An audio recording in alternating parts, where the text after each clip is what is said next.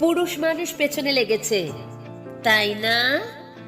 তা এত পেছন ঘুরিয়ে চললে, ঠোঁটে লিপস্টিকটা আস্ত লেপে দিলে, চোখের ওপরে নিচে কাজলের বাহার আঁকলে, ওই রকম জামা কাপড় পরলে, পুরুষ মানুষের আর দোষ কি বলো?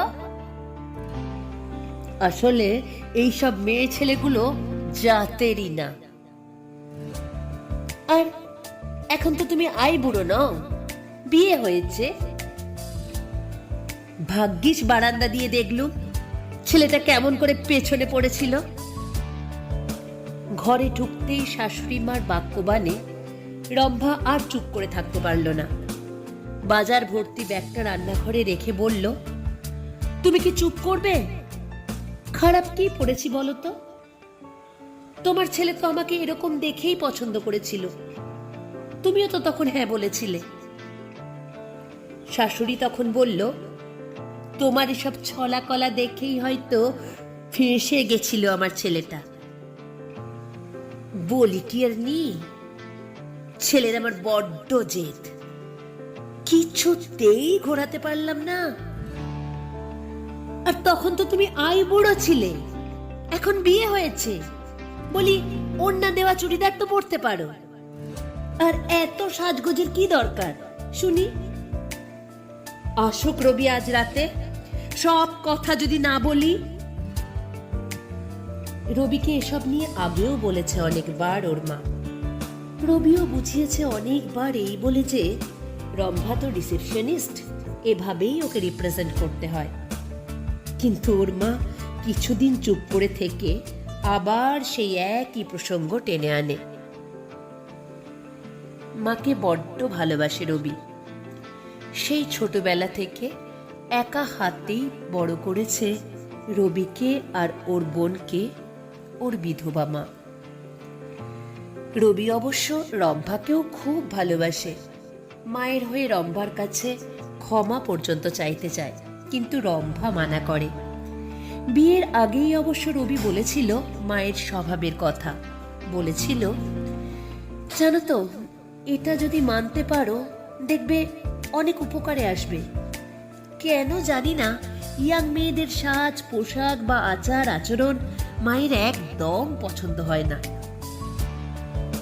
অবশ্য রবি ঠিকই বলেছিল, শাশুড়ি মা সত্যি অনেক উপকার করে রম্ভার। রান্নাঘরের দিকে যেতেই হয় না ওকে, দুবেলার খাবার থেকে চা জল খাবার পর্যন্ত একার হাতে সামলানুনি। রম্ভাকে কুটোটা নাড়তে দেয় না। বাজার অবশ্য মাঝে মাঝে করে রম্ভা, বেশিরভাগ সময় রবিই করে।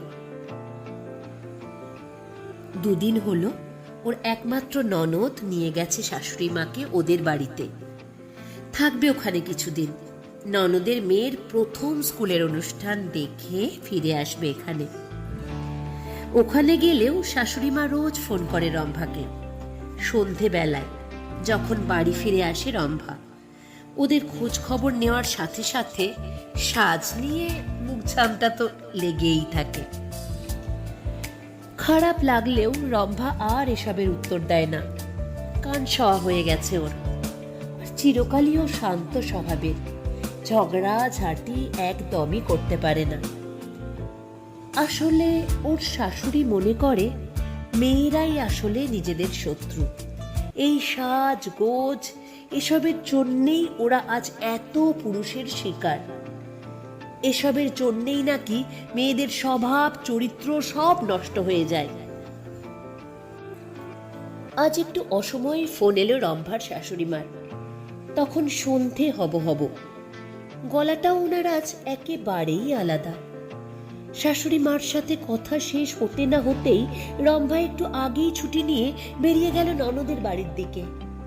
না, ননদের বাড়ি ঠিক না, ননদের বাড়ি থেকে একটু দূরের পার্কে ছিল রম্ভার ঠিকানা। পার্কে গিয়ে দেখলো ওর শাশুড়ি মা উদ্ভ্রান্তের মতো বসে আছে একটা ঝোপের পাশে, আর কোলে শুয়ে আছে ননদের মেয়ে অজ্ঞান অবস্থায়। রম্ভা ভয় পেয়ে বলল, কি হয়েছে ওর? ওর শাশুড়ি মা বললেন, কদিন ধরে পার্কে যাবার জন্য বায়না করছিল, তাই আজ নিয়ে এসেছিলাম। আমি আমি ওই বেঞ্চে বসেছিলাম, কিছুক্ষণ পর ওকে আর দেখতে পাইনি। তারপর খুঁজে দেখি এই ঝোপের পাশে অজ্ঞান হয়ে পড়ে আছে। এখন এখন আমি কি করব? মেয়েকে কি বলবো বলো তো? কিচ্ছু মাথায় আসছে না। তোমায় ফোন করেছিলাম, তোমার অফিসটা বেশি দূরে নয় তো, তাই। রম্ভা বলল, ঠিক করেছো মা তুমি, চলো এখন হসপিটালে যাই মা। হসপিটালে গিয়ে জানতে পারল ওদের মিষ্টি সোনার যৌন নির্যাতন হয়েছে।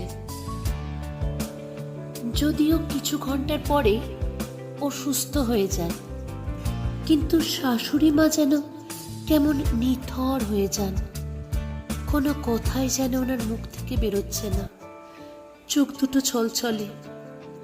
রম্ভারও যে কত খারাপ লাগছে তা তো বলা বাহুল্য, তবুও নিজেকে শক্ত করেছে। শাশুড়ি মাকেও বলল, মা এখনো তো ডক্টর ওকে রিলিজ করেনি, চলো নিচ থেকে চা খেয়ে আসি বরং। দুজনে এগোলো লিফটের দিকে। ফাঁকা লিফটে রম্ভাকে জড়িয়ে শাশুড়ি মার সে কি কান্না! বললেন, আমার ভাবনা সবই মিথ্যে প্রমাণ হলো, সবই মিথ্যে মা। তোমার সাজ পোশাক দেখে আমি ভাবতাম এই বুঝি ছেলেরা তোমার কোনো ক্ষতি করে। আসলে আসলে আমি ভয় পেতাম। এই জন্যই তোমায় দুঃখ দিয়ে কত কথা বলতাম যাতে তুমি সাজগোজ পাল্টাও। কিন্তু আজ বুঝলাম এটা কত বড় ভুল।